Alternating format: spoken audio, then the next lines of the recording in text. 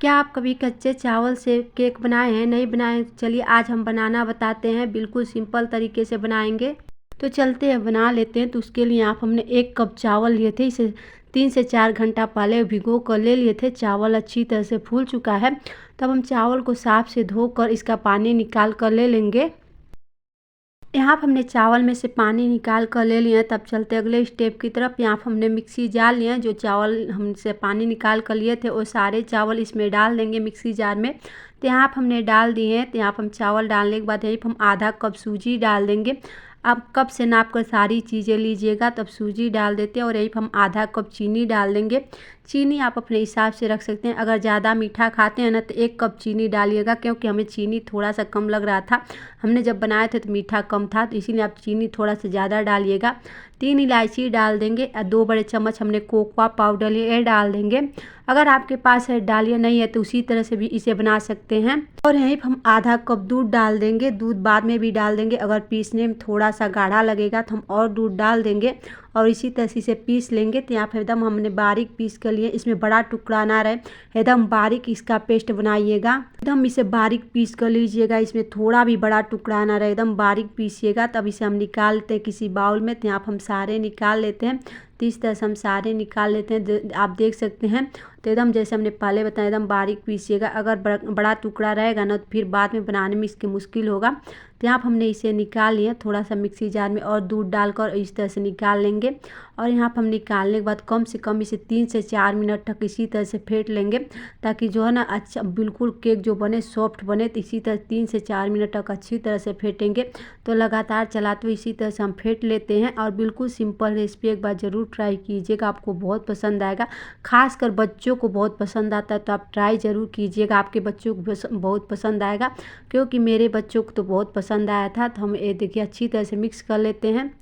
तो यहाँ पर हमने 3 से 4 मिनट तक अच्छी तरह से मिक्स कर लिए थे और इतना ही गाढ़ा रहने देंगे। अब इससे पतला और गाढ़ा नहीं करेंगे। अब इसे ढककर कम से कम 10 मिनट के लिए रख देंगे, ताकि सारी चीज़ें जो अच्छी तरह से फूल जाएं। तो इसे हम साइड में रख देते हैं। तक बेटर फूल है तब तक यहाँ पर हमने छोटे छोटे कटोरी लिए, इसमें तेल या घी लगा सकते हैं। तो इस तरह से हम लगा देंगे। तो सारे में इस तरह से तेल लगा देते हैं। इससे क्या होगा ना, जब हम उसे बनाएंगे ना तो चिपकेगा नहीं। तो इस तरह से हम लगा देते हैं सारे कटोरियों में तेल। और उसके बाद आपको दिखाते हैं। तो यहाँ पर हमने सारे कटोरी में तेल लगा दिए हैं। तब इसे साइड में रखते हैं और चलते अगले स्टेप की तरफ। तो जो हमने बेटर रखे तो अच्छी तरह से फूल चुका है, आप देख सकते हैं। अब यहाँ पे हम 1 चम्मच किशमिश डाल देंगे। आप यहाँ पे आपको जो ड्राई फ्रूट पसंद है वो डाल सकते हैं, जैसे बादाम, पिस्ता, काजू, जो भी ड्राई फ्रूट पसंद है वो डाल सकते हैं। लेकिन हमने सिर्फ किशमिश डाले थे। और किशमिश डालने के बाद यहीं पर हम half tea spoon baking soda डाल देंगे। बेकिंग सोडा की जगह आप इनो ले सकते हैं। तो यहाँ पर हमने बेकिंग सोडा डाल दिया। बेकिंग सोडा के ऊपर थोड़ा सा दूध डाल देंगे। इस तरह से दूध डालने के बाद अब इसे अच्छी तरह से मिक्स करेंगे, ताकि जो बेकिंग सोडा है ना अच्छी तरह से मिक्स हो जाए। तो कम से कम 1 से 2 मिनट तक इसी तरह से अच्छी तरह से मिक्स कर लेंगे। तो आप देख सकते हैं। तो लगातार इसी तरह से मिक्स कर लेते हैं। यहाँ पर हमने बेकिंग सोडा को अच्छी तरह से मिक्स कर लिया और इतना ही पतला रहने दीजिएगा।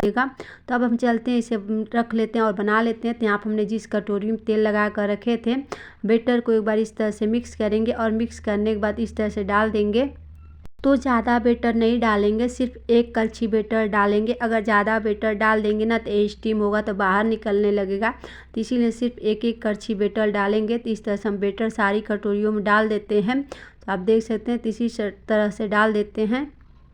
यहाँ पर हमने सारे कटोरियों में बेटर डाल दिए हैं। तो एक बार इस रेसिपी को आप ज़रूर ट्राई कीजिएगा। तो अब हम चलते हैं इसे स्टीम करने के लिए। तो यहाँ पर हमने पहले से पानी गर्म होने के लिए रख दिए थे। पानी में देखिए अच्छा सा उबाल आ रहा है। तब जो बना कर रखे हैं इस तरह से इसके ऊपर रख देंगे।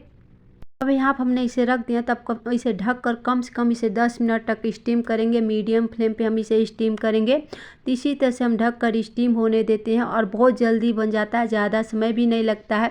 तो ये देखिए हल्का हल्का ये फूलने भी लगा है। तो इसी तरह से हम इसे बनने देते हैं।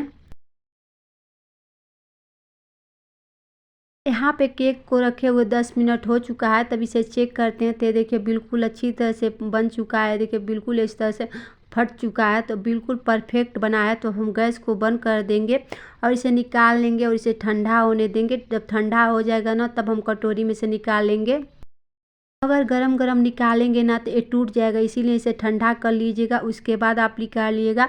और जैसे हमने पहले बताएं, इसे जब भी पीसिएगा तो एकदम बारीक पीसिएगा। अगर आप इसमें थोड़ा भी दरदरा और मोटा रहेगा ना तो ये जो केक है ना बहुत टाइट बन जाएगा, स्पॉन्जी नहीं बनेगा। तो इसीलिए आप जब भी चावल को पीसिएगा तो एकदम बारीक पीसिएगा। अगर आप चावल नहीं लेना चाहते हैं ना तो वहाँ पे आप चावल काटा भी ले सकते हैं, सेम तरीके से बनाइएगा, लेकिन आप चावल काटा ले सकते हैं। अगर चावल ले रहे हैं तो एकदम बारीक पीसिएगा ताकि जो केक है ना टाइट ना बने। तो हमने बारीक पीसे थे और ये देखिए कितना स्पॉन्जी केक बना है, आप देख सकते हैं कितना यमी दिख रहा है ना। तो एक बार आप ज़रूर ट्राई कीजिएगा, आपको बहुत पसंद आएगा और कम समय बनकर रेडी हो जाता है।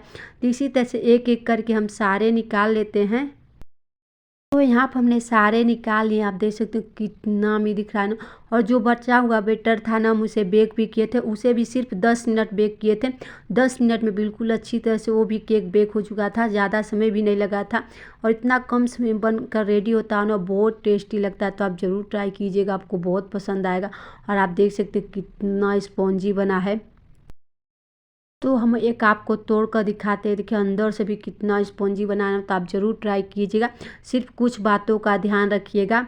इसे जब भी पीसिएगा तो एकदम बारीक पीसिएगा और बेकिंग सोडा या इनो डालिएगा तो उसके ऊपर से हल्का सा दूध डालिएगा, उसके बाद अच्छी तरह से मिक्स कर लीजिएगा। और ये देखिए कितना स्पॉन्जी बना ना। तो हम इस केक को साइड में रखते हैं, जो हमने बेक किए थे देखिए उससे अच्छा थोड़ा सा बेक हुआ है ना, और बहुत यमी ये भी लग रहा था। तो दोनों में से आप चाहें तो स्टीम कर सकते हैं, आप चाहें तो बेक कर सकते हैं। बेक वाला भी 10 मिनट लगता है और स्टीम वाला भी 10 मिनट लगता है, दोनों में उतना ही समय लगता है और दोनों खाने में बहुत टेस्टी लगता है। तो एक बार ज़रूर ट्राई कीजिएगा। तो हम बेक वाला आपको निकाल कर दिखाते हैं, देखिए किस तरह से बना और टेस्टी भी लगता है। तो आप ज़रूर ट्राई कीजिएगा। तो इसी तरह से हम दोनों निकाल लेते हैं। तो यहाँ पर आपको दिखा सकते हैं, तो देखिए दोनों में कितना फ़र्क है ना, लेकिन टेस्ट सेम था। फ़र्क था लेकिन टेस्ट दोनों का सेम था। तो आप ज़रूर ट्राई कीजिएगा, दोनों में से आप कोई भी ट्राई कर सकते हैं, आपको बहुत यमी लगेगा दोनों। तो आप ज़रूर ट्राई कीजिएगा। और यहाँ तक वीडियो देख लें तो प्लीज़ दोस्तों वीडियो को लाइक कर दीजिएगा और न्यू है चैनल को सब्सक्राइब कर लीजिएगा। और कमेंट करके बताइए कि रेसिपी आपको कैसी लगी और ये रेसिपी आप कहाँ से देख रहे हैं, किस शहर से देख रहे हैं, ताकि मैं आपका धन्यवाद दे सकूँ। अब प्लीज़ कमेंट ज़रूर कीजिएगा और अपने फ्रेंड और फैमिली के साथ शेयर भी कीजिएगा। प्लीज़ आप मुझे सपोर्ट कीजिएगा और एक लाइक तो बनता है। मिलते एक नई रेसिपी के साथ।